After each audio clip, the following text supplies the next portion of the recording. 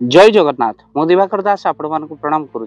मालिका नाम शुणिले लोक मैंने थट्टा परिहास करुँच कहीं मालिकार जहाँ लिखाई ताहा सत्य नुहे बोली कहते किंतु भक्त बंधु गोटे पर गोटे किंतु सत्य होती मालिका एक चेतुआ भक्त जो मैंने मालिका को भल पाती और से जानते कहीं महापुरुषंकर वाक्य सबुबले सत्य। भक्त बंधु आखि सामने आम मैंने अनेक घटना को देखी सारे महापुरुष लिखिं आग को आसूची भूमिकंप अनेक भक्त बंधु मालिकार कथा को कहते जे मालिका हो सारा कहते से भली किसी कथा नुह एवं जहाँ आम कहूँ आग को से घटना घटो। महापुरुष कौन कहते कहले महाप्रलय होइब महाप्रलय होइब भूमिकंपे पुणी पृथ्वी कंपी भलो जाई फूल जेणु बहु अन्याय होइब जेणु बहु अन्याय होइब। खूब शीघ्र आसूचे महाप्रलय आ भूमिकंप पृथ्वी कंपी भक्त बंधु तार कौन डेट महापुरुष न देते मास वर्ष न देते किंतु खूब शीघ्र अर्थात महाप्रलयर सूचना रही भूमिकंप पृथ्वी कंपे बोली महापुरुष कहते।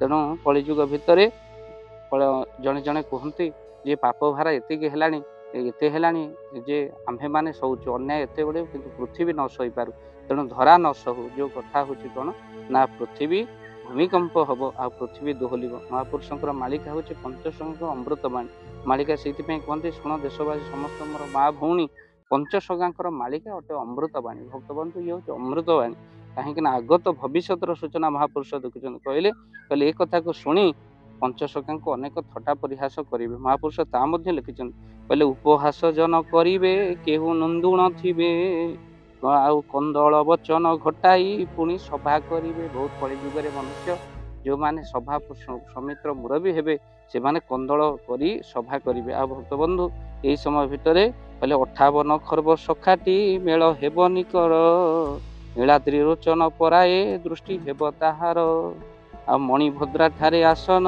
3 बेल होइब दुखी संगे थिबे रहीण घरे डाकुण थिब पंचु पांडवंक स्थानटी नदी पूर्व भागरे पवन सुत जे थिबेटी पुणी तही मध्य जो मणिभद्रा पहाड़ से हनुमान जी थे। आ भक्त बंधु हनुमान जी दिव्य दर्शन आपण मैंने करेंगे जहाँ मालिकार लिखा हुई मणिभद्रा पहाड़ रे हनुमान जी थे। आउ तो सहित कहले गुप्त खंडगिरी स्थान गुप्त खंडगिरी स्थान महाजोगींकर हेब आस्थान लो जाई फूल तोर देखिब दुई नयन तोर देखिब दुई नयन। भक्त बंधु खंडगिरी कथा कहते जो महापुरुष मान स्थान रही से तुम्हें दर्शन कर महापुरुष कहते कहले आउ से गुप्त खंडगिरी कौटी कहले दरपणी बोली स्थान टी महागिरी माला रे महायोगी ज्योति प्रकाश हेब छतिया ठारे छतिया बट कहुई। आ तो सहित केहू पुणी शुणी हसीबे केहू परते जीवे केहू पुणी मिथ्या भाविण केहू मान्य करेंगे। भक्त बंधु कहीं मानुथे कहीं कथा को मानबेनि किंतु घटना घटव।